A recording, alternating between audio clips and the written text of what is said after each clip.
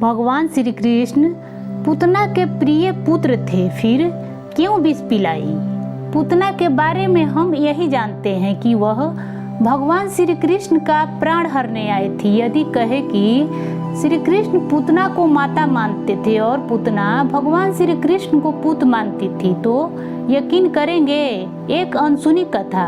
दोस्तों आइए जानते हैं। पूतना तो भगवान श्री कृष्ण से बहुत प्रेम करती थी। भगवान के लिए उसके मन में इतना प्रेम, इतनी ममता थी कि भगवान को बटुक रूप में देखकर उसके स्तनों से दूध उतर आया था। आपको आश्चर्य लग रहा है? आपने तो यही कथा सुनी होगी कि वह श्री कृष्ण के प्राण लेने आई थी।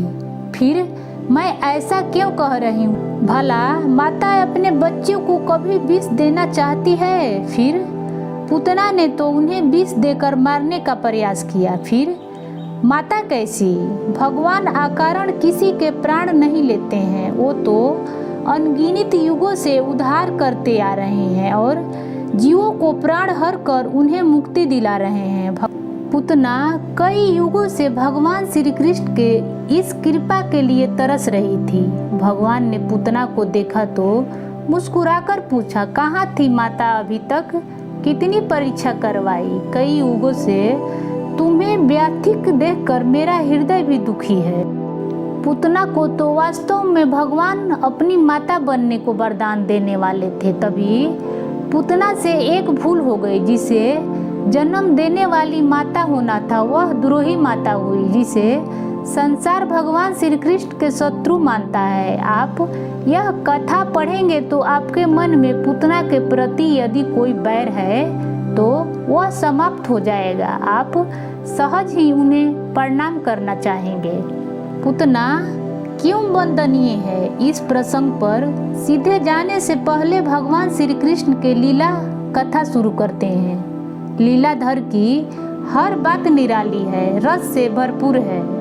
गोकुल के राजा नंद पुत्र रतन की प्राप्ति से आनंद से भर गए थे। गोकुल में उत्सव मनाया जाने लगा था। पूरा गोकुल नंदलाल के दर्शन के लिए उमड़ा हुआ था। नित्य संगीत के साथ खुशियां मनाया जा रहा था। श्री हरि पूर्ण स्वरूप में पृथ्वी पर आ गए थे। नंद बाबा कुछ समय बाद सालाना कर लेकर मथुरा के नरेश कंस के पास पहुंचकर जमा कराया और पता चला कि वासुदेव जी मथुरा में ही रह रहे हैं। वह उनसे मिलने पहुंचे। वासुदेव जी ने उन्हें रोहिणी के पुत्र जी से योग माया ने देवकी के गर्भ से निकालकर रोहिणी के गर्भ में स्थापित कर दिया था।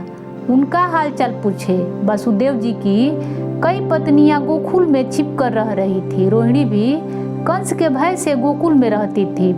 वासुदेव जी ने नंद बाबा को बताया कि कंस को यह सूचना हो गई है कि उसका वध करने वाला जन्म ले चुका है, इसलिए वह गोकुल में नवजात शिशुओं को वध कराने का प्रयास करेगा। आप अपने पुत्र को लेकर सतर्क रहें। कंस ने नवजात शिशुओं के हत्या करने के लिए पूतना को भेजा था। वह घूम घूम कर बच्चों की हत्या कर रही थी। पूतना अपनी इच्छा से रूप बदलती थी। वह अत्यंत सुंदर स्त्री का रूप धरकर नंद बाबा के घर पहुंची।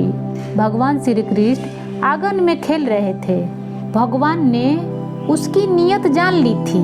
चुपचाप आंखें बंद कर रहे थे। पूतना ने यशोदा से बालक को मांग लिया और गोद में रखकर उन्हें स्नेह करने लगी। यशोदा ने सोचा कि ये कोई गांव की रिश्तेदार की घर की है, बच्चे को दुलार करना चाहती है तो क्या रोकना। सो भगवान श्री कृष्ण को उसके गोद में दे दी। पूतना ने भगवान को देखा, भगवान श्री कृष्ण ने पूतना को देखी। दोनों की दृष्टि मिली तो भगवान ने इस भाव में देखा जैसे उसने पूछ रहे हो कि कहाँ थी अभी तक माता? तुम्हारी प्रतीक्षा में ही अब तक दूधमुहा बना हुआ हूँ। पूतना के भाव ऐसे है जैसे वह कह रही हो, मैंने अनंत वर्षों से प्रतीक्षा की है आपके लिए। आप बस इतनी प्रतीक्षा के लिए अधीर हो गए। मैंने संतोष किया है इस प्रतीक्षा को। मुझे मनवांछित फल इसलिए मिल रहा है। भगवान ने उसे आश्वस्त किया, माता तुम्हारी प्रतीक्षा की घड़ी समाप्त हो गई। मैंने तुम्हें वचन दिया था कि तुम्हारे स्तनों से दूध अवश्य पीऊंगा। हे माता, मैं तुम्हारी मनोकामना आज अवश्य पूरी कर दूंगा। भगवान ने उसके बाद झट से अपनी माया समेट ली। उनका कार्य पूरा हो चुका था।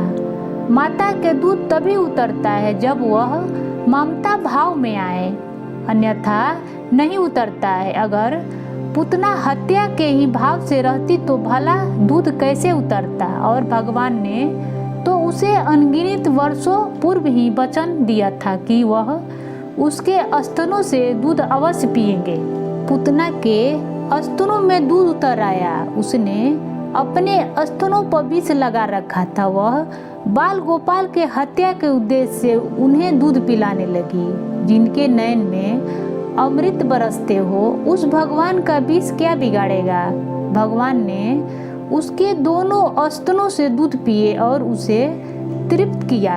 पुतना आनंद विभोर हो रही थी। वह चाहती ही नहीं थी कि यह सुख कभी समाप्त हो पाए, पर भगवान को तो उसका उद्धार भी करना था। उन्होंने पुतना के प्राण खींचने शुरू कर दिए। वह पीड़ा से चिल्लाने लगी, लेकिन भगवान श्री कृष्ण तो छोड़ते ही न थे। दर्द से छटपटाती वह असली रूप में आ गई, लेकिन प्रभु ने तभी नहीं छोड़ा। अंत में उसके प्राण निकल गया और वह छटपटा कर धरती पर गिर पड़ी। पुतना का उद्धार हो गया। माँ यशोदा और रोहिणी समेत सभी स्त्रियों ने यह देखा तो भयभीत हो गई। पुतना के मृत शरीर से ऊपर खेल रहे भगवान श्री कृष्ण को उतारा। उन्होंने पवित्र करने के लिए गौ मूत्र से उनका स्नान कराया और उनकी रक्षा के लिए देवताओं से स्तुति की। यह तब की बात है जब भगवान श्री कृष्ण बमना का रूप धारण कर दानवेंद्र बलि के यज्ञ में पहुंचे थे। भगवान के छोटे बटुक का रूप धारा था। जब वह बलि के यज्ञशाला में प्रवेश कर रहे थे तो वह अतिथि सेवा में लगे हुए बलि के पुत्र रत्नामाला के दृष्टि उन पर पड़ी। भगवान का बालक रूप इतना मनमोहक था कि रत्नामाला के मन में इच्छा हुई कि काश इस बालक को मैंने अपना दूध पिलाकर पाला होता तो आज इसका सलोना रूप देखकर मुझे कितनी प्रशंसा होती। ईश्वर अभी कुछ वरदान मांगने को कहे तो मैं यही मांग लूँगा। रत्नमाला ऐसे विचारों में ही खोई हुई थी। यह सोचते सोचते ही रत्नमाला के स्तनों से दूध उतर आया, पर भगवान उस समय दूध मुहे रूप में नहीं थे, अतः इसकी इच्छा पूर्ण करना असंभव था। बौने के रूप में भगवान अपनी लीलाएं करने आए थे। 3 पग भूमि मांगकर असुरराज बलि को अहंकार तोड़ दिए।